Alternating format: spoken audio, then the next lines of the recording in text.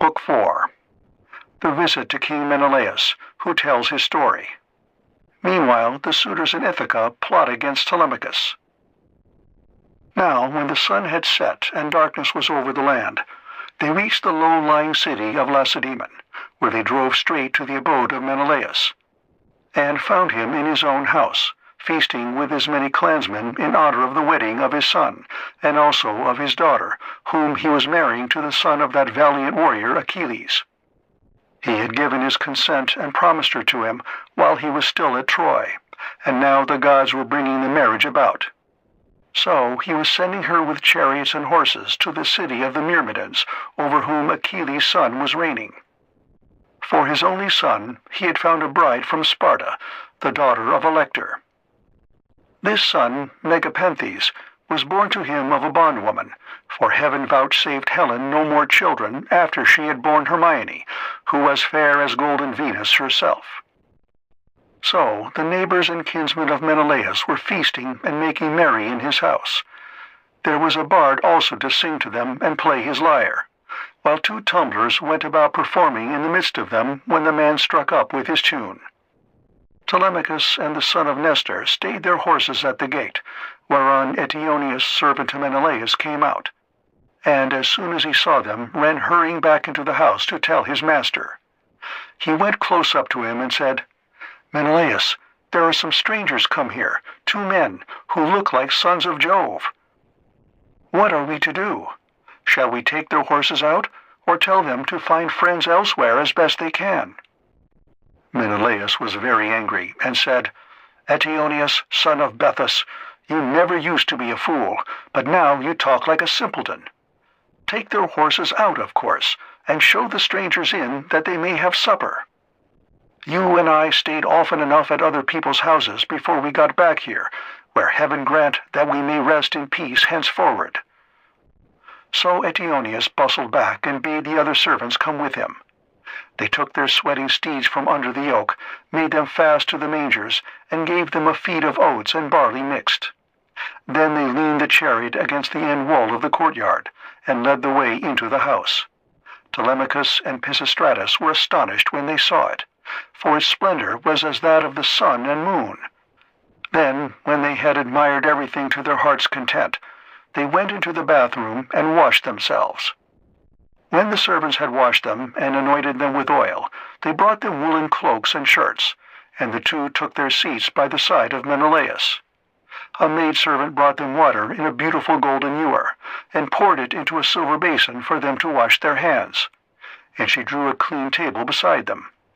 An upper servant brought them bread, and offered them many good things of what there was in the house, while the carver fetched them plates of all manner of meats and set cups of gold by their side. Menelaus then greeted them, saying, "Fall to and welcome. When you have done supper, I shall ask you who you are, for the lineage of such men as you cannot have been lost. You must be descended from a line of scepter-bearing kings, for poor people do not have such sons as you are." On this he handed them a piece of fat roast loin, which had been set near him as being a prime part, and they laid their hands on the good things that were before them. As soon as they had had enough to eat and drink, Telemachus said to the son of Nestor, with his head so close that no one might hear, "Look, Pisistratus, man after my own heart, see the gleam of bronze and gold, of amber, ivory, and silver. Everything is so splendid that it is like seeing the palace of Olympian Jove. I am lost in admiration." Menelaus overheard him and said, "No one, my sons, can hold his own with Jove, for his house and everything about him is immortal. But among mortal men, well, there may be another who has as much wealth as I have, or there may not. But at all events I have traveled much and have undergone much hardship, for it was nearly 8 years before I could get home with my fleet. I went to Cyprus, Phoenicia, and the Egyptians. I went also to the Ethiopians and the Sidonians, and the Erembians, and to Libya, where the lambs have horns as soon as they are born, and the sheep lamb down there 3 times a year. Every one in that country, whether master or man, has plenty of cheese, meat, and good milk, for the ewes yield all the year round. But while I was traveling and getting great riches among these people, my brother was secretly and shockingly murdered through the perfidy of his wicked wife, so that I have no pleasure in being lord of all this wealth. Whoever your parents may be, they must have told you about all this, and of my heavy loss in the ruin of a stately mansion fully and magnificently furnished. Would that I had only a third of what I now have, so that I had stayed at home, and all those were living who perished on the plain of Troy, far from Argos. I often grieve, as I sit here in my house, for one and all of them. At times I cry aloud for sorrow, but presently I leave off again, for crying is cold comfort, and one soon tires of it. Yet grieve for those as I may, I do so for one man more than for them all. I cannot even think of him without loathing both food and sleep, so miserable does he make me, for no one of all the Achaeans worked so hard or risked so much as he did. He took nothing by it, and has left a legacy of sorrow to myself, for he has been gone a long time, and we know not whether he is alive or dead. His old father, his long-suffering wife Penelope, and his son Telemachus, whom he left behind him an infant in arms, are plunged in grief on his account. Thus spoke Menelaus, and the heart of Telemachus yearned as he bethought him of his father. Tears fell from his eyes as he heard him thus mentioned, so that he held his cloak before his face with both hands. When Menelaus saw this, he doubted whether to let him choose his own time for speaking, or to ask him at once and find out what it was all about. While he was thus in two minds, Helen came down from her high-vaulted and perfumed room, looking as lovely as Diana herself. Adrasta brought her a seat, Alcippa a soft woolen rug, while Philo fetched her the silver workbox which Alcandra, wife of Polybus, had given her. Polybus lived in Egyptian Thebes, which is the richest city in the whole world. He gave Menelaus 2 baths, both of pure silver, 2 tripods, and 10 talents of gold. Besides all this, his wife gave Helen some beautiful presents, to which a golden distaff and a silver workbox that ran on wheels, with a gold band round the top of it. Philo now placed this by her side, full of fine spun yarn, and a distaff charged with violet-colored wool was laid upon the top of it. Then Helen took her seat, put her feet upon the footstool, and began to question her husband. "Do we know, Menelaus," said she, "the names of these strangers who have come to visit us? Shall I guess right or wrong? But I cannot help saying what I think. Never yet have I seen either man or woman so like somebody else. Indeed, when I look at him, I hardly know what to think, as this young man is like Telemachus, whom Ulysses left as a baby behind him, when you Achaeans went to Troy with battle in your hearts, on account of my most shameless self." "My dear wife," replied Menelaus, "I see the likeness just as you do. His hands and feet are just like Ulysses. So is his hair, with the shape of his head and the expression of his eyes. Moreover, when I was talking about Ulysses, and saying how much he had suffered on my account, tears fell from his eyes, and he hid his face in his mantle." Then Pisistratus said, "Menelaus, son of Atreus, you are right in thinking that this young man is Telemachus, but he is very modest, and is ashamed to come here and begin opening up discourse with one whose conversation is so divinely interesting as your own. My father, Nestor, sent me to escort him hither, for he wanted to know whether you could give him any counsel or suggestion. A son has always trouble at home when his father has gone away, leaving him without supporters. And this is how Telemachus is now placed, for his father is absent, and there is no one among his own people to stand by him." "Bless my heart," replied Menelaus. "Then I am receiving a visit from the son of a very dear friend, who suffered much hardship for my sake.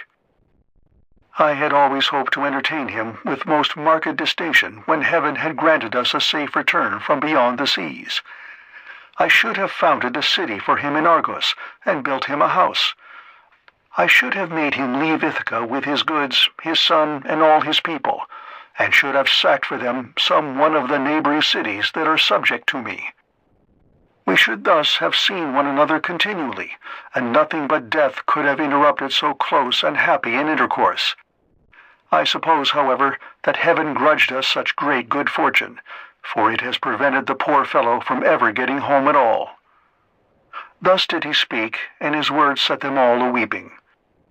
Helen wept, Telemachus wept, and so did Menelaus, nor could Pisistratus keep his eyes from filling, when he remembered his dear brother Antilochus, whom the son of bright dawn had killed.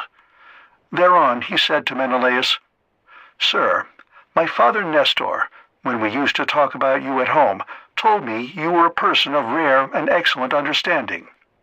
If then it be possible, do as I would urge you. I am not fond of crying while I am getting my supper. Morning will come in due course, and in the forenoon I care not how much I cry for those that are dead and gone. This is all we can do for the poor things. We can only shave our heads for them and wring the tears from our cheeks. I had a brother who died at Troy. He was by no means the worst man there. You are sure to have known him. His name was Antilochus. I never set eyes upon him myself, but they say that he was singularly fleet of foot and in fight valiant." "Your discretion, my friend," answered Menelaus, "is beyond your years. It is plain you take after your father. One can soon see when a man is son to one whom heaven has blessed both as regards wife and offspring, and it has blessed Nestor from first to last all his days, giving him a green old age in his own house, with sons about him who are both well-disposed and valiant. We will put an end, therefore, to all this weeping, and attend to our supper again. Let water be poured over our hands. Telemachus and I can talk with one another fully in the morning." On this, Asphalion, one of the servants, poured water over their hands, and they laid their hands on the good things that were before them. Then Jove's daughter Helen bethought her of another matter. She drugged the wine with an herb that banishes all care, sorrow, and ill humor. Whoever drinks wine thus drugged cannot shed a single tear all the rest of the day, not even though his father and mother, both of them, drop down dead, or he sees a brother or a son hewn in pieces before his very eyes. This drug, of such sovereign power and virtue, had been given to Helen by Polydamna, wife of Thon, a woman of Egypt, where there grow all sorts of herbs, some good to put into the mixing bowl, and others poisonous. Moreover, every one in the whole country is a skilled physician, for they are the race of Paean. When Helen had put this drug in the bowl, and had told the servants to serve the wine round, she said, "Menelaus, son of Atreus, and you, my good friends, sons of honorable men, which is as Jove wills, for he is the giver both of good and evil, and can do what he chooses. Feast here as you will, and listen while I tell you a tale in season. I cannot indeed name every single one of the exploits of Ulysses, but I can say what he did when he was before Troy, and you Achaeans were in all sorts of difficulties. He covered himself with wounds and bruises, dressed himself all in rags, and entered the enemy's city looking like a menial or a beggar, and quite different from what he did when he was among his own people. In this disguise he entered the city of Troy, and no one said anything to him. I alone recognized him and began to question him, but he was too cunning for me. When, however, I had washed and anointed him and had given him clothes, and after I had sworn a solemn oath not to betray him to the Trojans, till he had got safely back to his own camp and to the ships, he told me all that the Achaeans meant to do. He killed many Trojans and got much information before he reached the Argive camp, for all which things the Trojan women made lamentation, but for my own part I was glad, for my heart was beginning to yearn after my home, and I was unhappy about the wrong that Venus had done me in taking me over there, away from my country, my girl, my lawful wedded husband, who is indeed by no means deficient either in person or understanding." Then Menelaus said, "All that you have been saying, my dear wife, is true.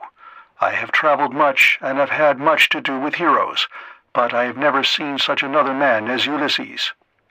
What endurance, too, and what courage he displayed within the wooden horse, wherein all the bravest of the Argives were lying in wait to bring death and destruction upon the Trojans. At that moment you came up to us. Some god who wished well to the Trojans must have set you onto it, and you had Deiphobus with you. 3 times did you go all round our hiding place and pat it. You called our chiefs each by his own name, and mimicked all our wives. Diomed, Ulysses, and I, from our seats inside, heard what a noise you made. Diomed and I could not make up our minds whether to spring out then and there, or to answer you from inside. But Ulysses held us all in check, so we sat quite still, all except Anticlus, who was beginning to answer you, when Ulysses clapped his 2 brawny hands over his mouth and kept them there. It was this that saved us all, for he muzzled Anticlus till Minerva took you away again. How sad, exclaimed Telemachus, that all this was of no avail to save him, nor yet his own iron courage. But now, sir, be pleased to send us all to bed, that we may lie down and enjoy the blessed boon of sleep. On this Helen told the maidservants to set beds in the room that was in the gatehouse, and to make them with good red rugs, and spread coverlets on top of them with woolen cloaks for the guests to wear. So the maids went out carrying a torch and made the beds, to which a manservant presently conducted the strangers. Thus then did Telemachus and Pisistratus sleep there in the forecourt, while the son of Atreus lay in an inner room with lovely Helen by his side. When the child of morning, rosy-fingered dawn, appeared, Menelaus rose and dressed himself. He bound his sandals onto his comely feet, girded his sword about his shoulders, and left his room looking like an immortal god. Then, taking a seat near Telemachus, he said, "And what, Telemachus, has led you to take this long sea voyage to Lacedaemon? Are you on public or private business? Tell me all about it." "I have come, sir," replied Telemachus, "to see if you can tell me anything about my father. I am being eaten out of house and home. My fair estate is being wasted, and my house is full of miscreants who keep killing great numbers of my sheep and oxen, on the pretense of paying their addresses to my mother. Therefore I am suppliant at your knees, if haply you may tell me about my father's melancholy end, whether you saw it with your own eyes, or heard it from some other traveler, for he was a man born to trouble. Do not soften things out of any pity for myself, but tell me in all plainness exactly what you saw.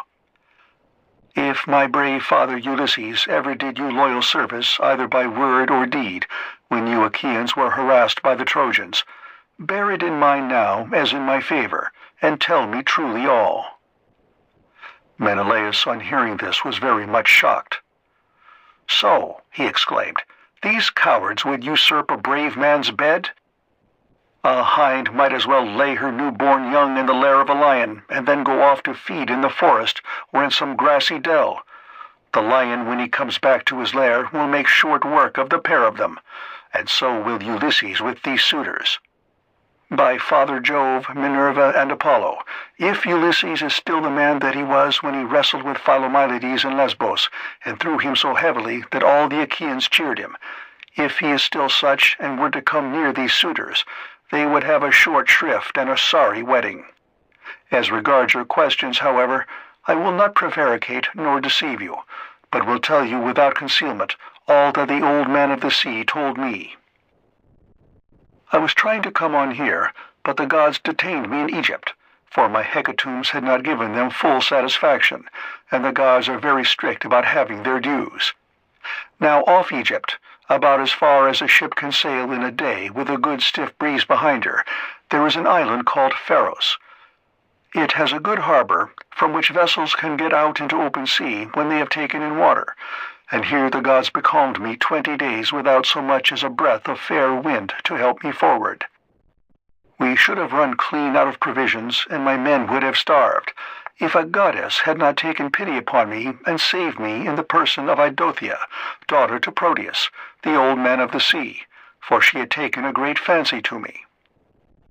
She came to me one day when I was by myself, as I often was, for the men used to go with their barbed hooks all over the island in the hope of catching a fish or two to save them from the pangs of hunger.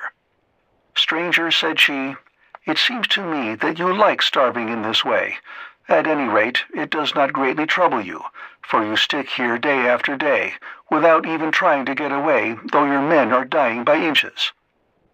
Let me tell you, said I, whichever of the goddesses you may happen to be, that I am not staying here of my own accord, but must have offended the gods that live in heaven.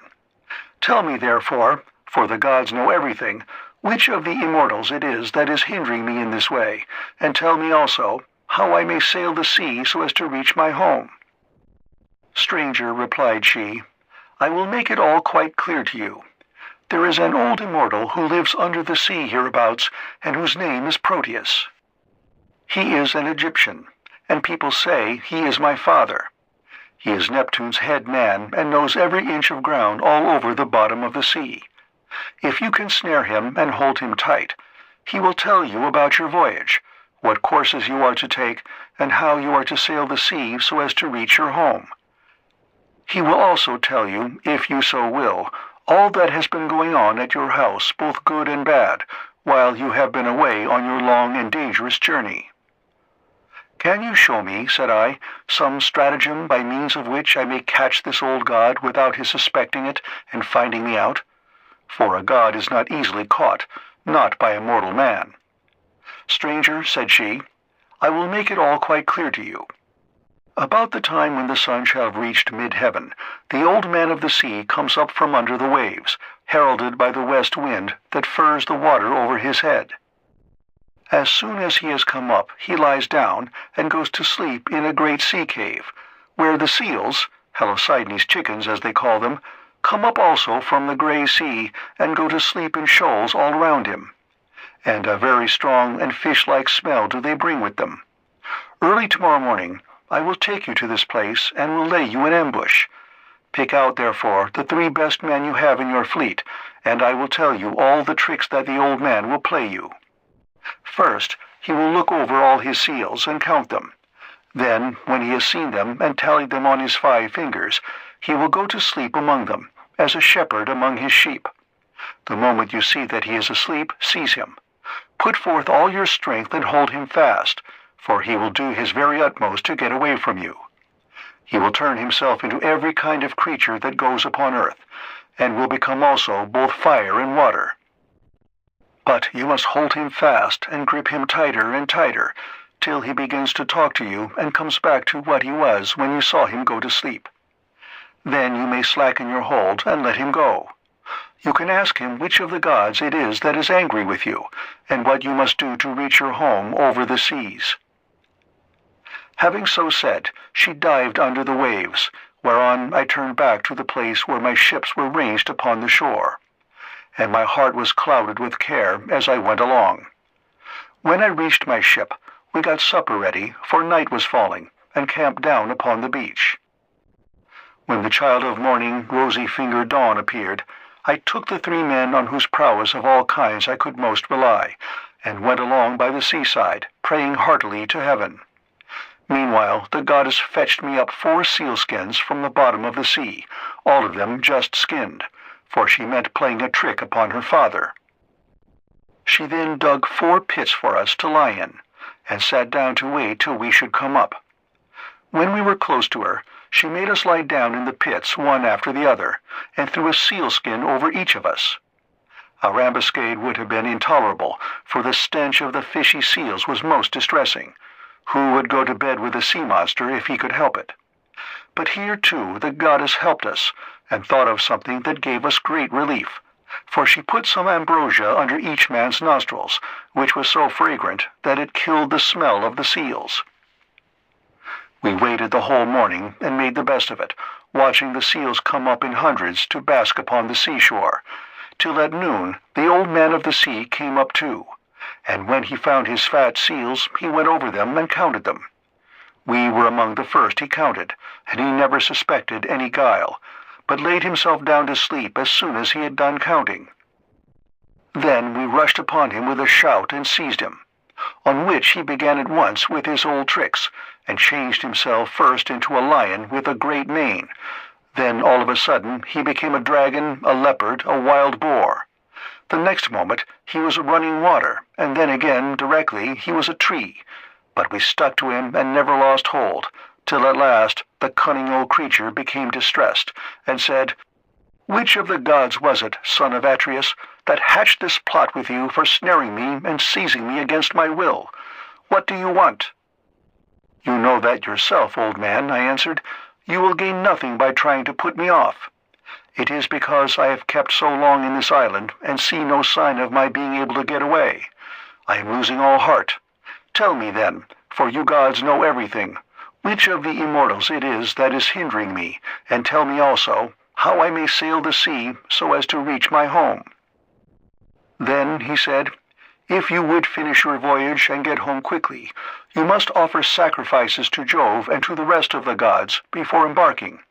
For it is decreed that you shall not get back to your friends and to your own house till you have returned to the heaven-fed stream of Egypt and offered holy hecatombs to the immortal gods that reign in heaven. When you have done this, they will let you finish your voyage." I was broken-hearted when I heard that I must go back all that long and terrible voyage to Egypt. Nevertheless, I answered, "I will do all, old man, that you have laid upon me. But now tell me, and tell me true, whether all the Achaeans whom Nestor and I left behind us when we set sail from Troy have got home safely, or whether any one of them came to a bad end, either on board his own ship or among his friends when the days of his fighting were done." "Son of Atreus," he answered, "why ask me? You had better not know what I can tell you, for your eyes will surely fill when you have heard my story. Many of those about whom you ask are dead and gone, but many still remain, and only 2 of the chief men among the Achaeans perished during their return home. As for what happened on the field of battle, you were there yourself. A 3rd Achaean leader is still at sea alive, but hindered from returning. Ajax was wrecked, for Neptune drove him onto the great rocks of Gyra. Nevertheless, he let him get safe out of the water, and in spite of all Minerva's hatred, he would have escaped death if he had not ruined himself by boasting. He said the gods could not drown him even though they had tried to do so, and when Neptune heard this large talk, he seized his trident in his 2 brawny hands and split the rock of Gyra in 2 pieces. The base remained where it was, but the part in which Ajax was sitting fell headlong into the sea and carried Ajax with it. So he drank salt water and was drowned. Your brother and his ships escaped, for Juno protected him. But when he was just about to reach the high promontory of Malea, he was caught by a heavy gale which carried him out to sea again sorely against his will, and drove him to the foreland where Thyestes used to dwell, but where Aegisthus was then living. By and by, however, it seemed as though he was to return safely after all, for the gods backed the wind into its old quarter, and they reached home, whereon Agamemnon kissed his native soil and shed tears of joy at finding himself in his own country. Now there was a watchman whom Aegisthus kept always on the watch, and to whom he had promised 2 talents of gold. This man had been looking out for a whole year to make sure that Agamemnon did not give him the slip and prepare war. When, therefore, this man saw Agamemnon go by, he went and told Aegisthus, who at once began to lay a plot for him. He picked 20 of his bravest warriors and placed them in ambuscade on one side of the cloister, while on the opposite side he prepared a banquet.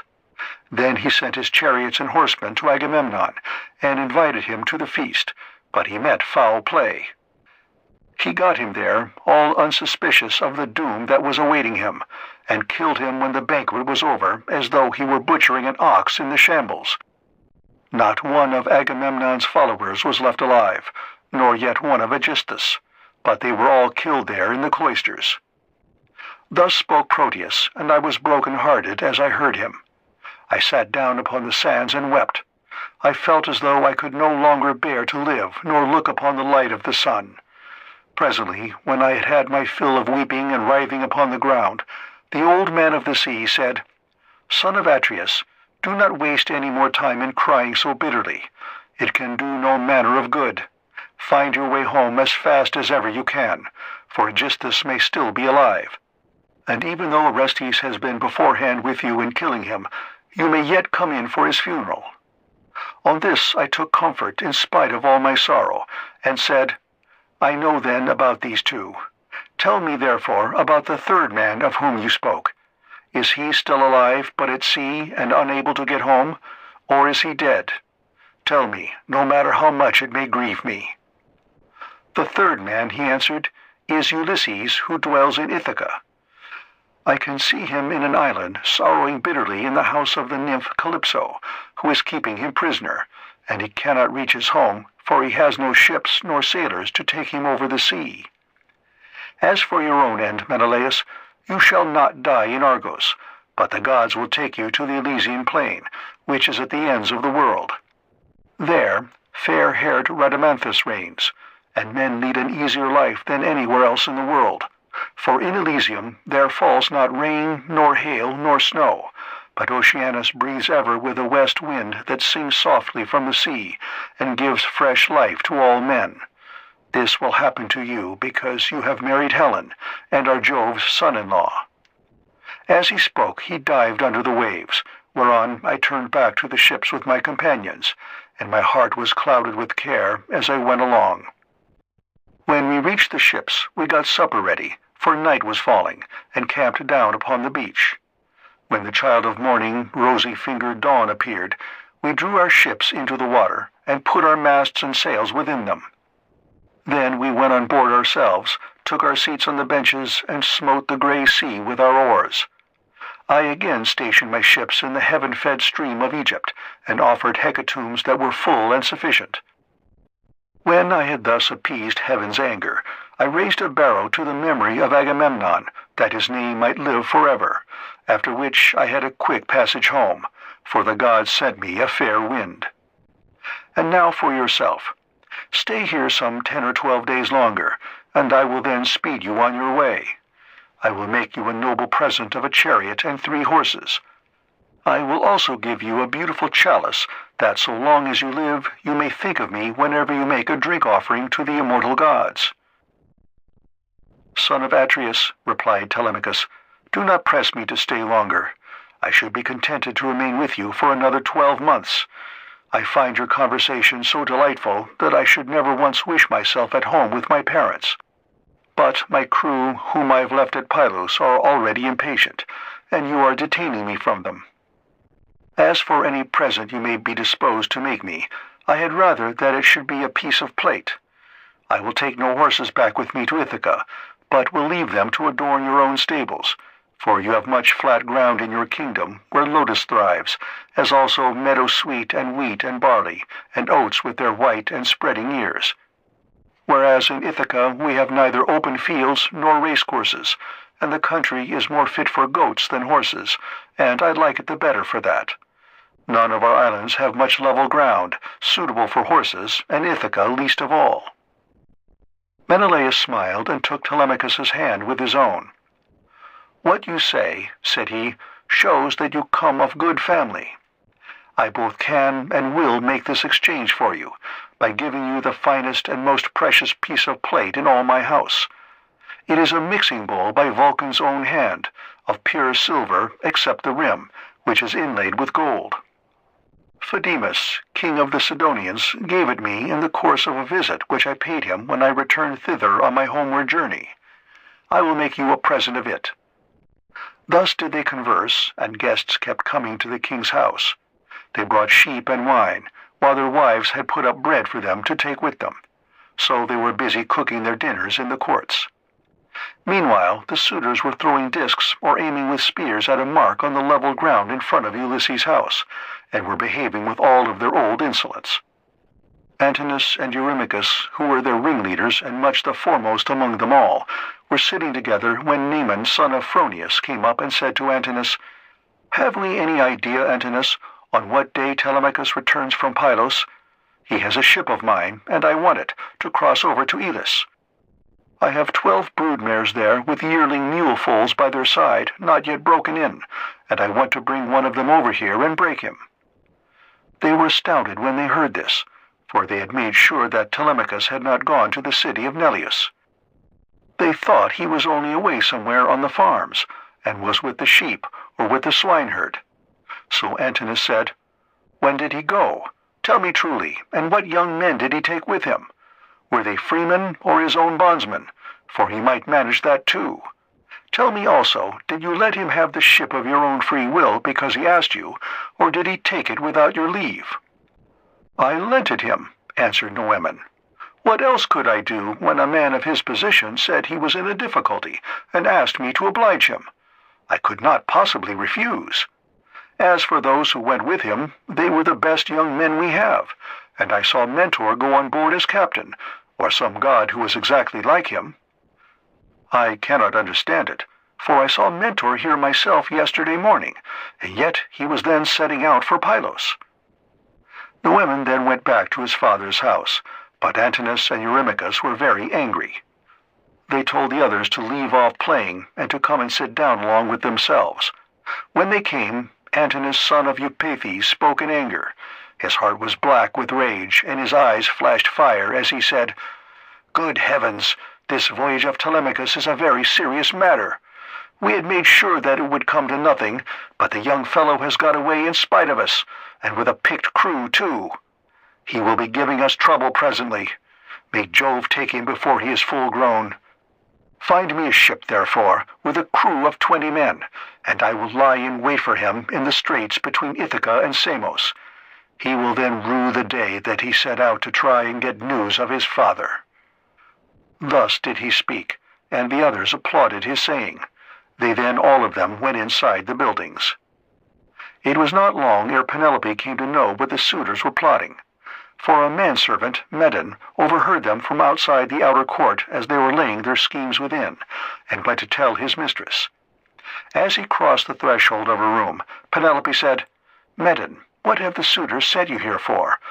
Is it to tell the maids to leave their master's business and cook dinner for them? I wish they may neither woo nor dine henceforward, neither here nor anywhere else. But let this be the very last time, for the waste you all make of my son's estate. Did not your fathers tell you when you were children how good Ulysses had been to them, never doing anything high-handed or speaking harshly to anybody? Kings may say things sometimes, and they may take fancy to one man and dislike another, but Ulysses never did an unjust thing by anybody, which shows what bad hearts you have, and that there is no such thing as gratitude left in this world." Then Medon said, "I wish, madam, that this were all, but they are plotting something much more dreadful now. May heaven frustrate their design. They are going to try and murder Telemachus as he is coming home from Pylos and Lacedaemon, where he has been to get news of his father." Then Penelope's heart sank within her, and for a long time she was speechless. Her eyes filled with tears, and she could find no utterance. At last, however, she said, "Why did my son leave me? What business had he to go sailing off in ships that make long voyages over the ocean like seahorses? Does he want to die without leaving anyone behind him to keep up his name?"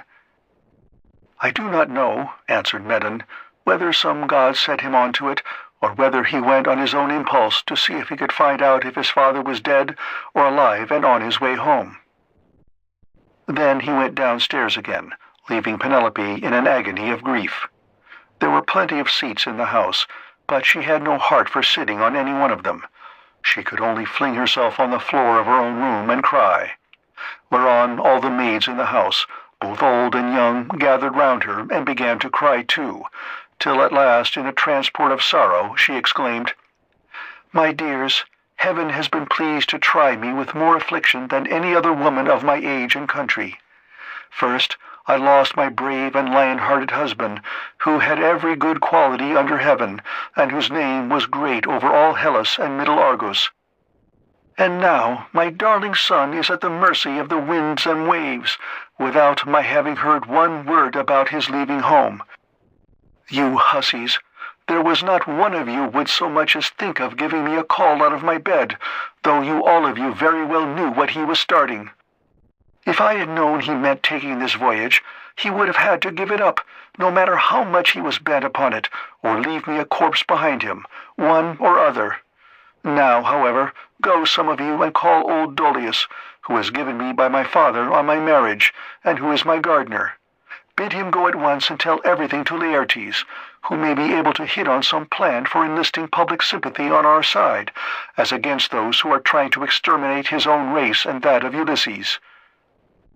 Then the dear old nurse Euryclea said, "You may kill me, madam, or let me live on in your house, whichever you please. But I will tell you the real truth.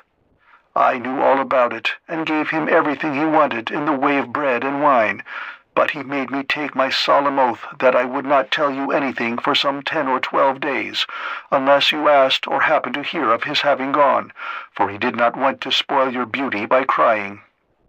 And now, madam, wash your face, change your dress, and go upstairs with your maids to offer prayers to Minerva, daughter of aegis-bearing Jove, for she can save him even though he be in the jaws of death.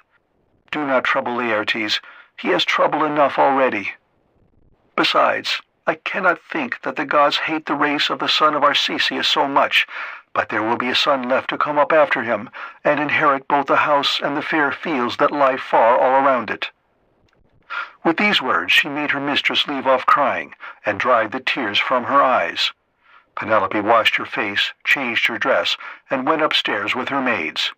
She then put some bruised barley into a basket and began praying to Minerva. "Hear me," she cried, "daughter of aegis-bearing Jove unweariable. If ever Ulysses, while he was here, burned you fat thigh bones of sheep or heifer, bear it in mind now as in my favor, and save my darling son from the villainy of the suitors." She cried aloud as she spoke, and the goddess heard her prayer. Meanwhile, the suitors were clamorous throughout the covered cloister, and one of them said, "The queen is preparing her marriage with one or other of us. Little does she dream that her son has now been doomed to die." This was what they said, but they did not show what was going to happen. Then Antinous said, "Comrades, let there be no loud talking, lest some of it get carried inside. Let us be up and do that in silence, about which we are all of a mind." He then chose 20 men, and they went down to their ship and to the seaside. They drew the vessel into the water, and got her mast and sails inside her. They bound the oars to the thole-pins with twisted thongs of leather, all in due course, and spread the white sails aloft, while their fine servants brought them their armor. Then they made the ship fast a little way out, came on shore again, got their suppers, and waited till night should fall.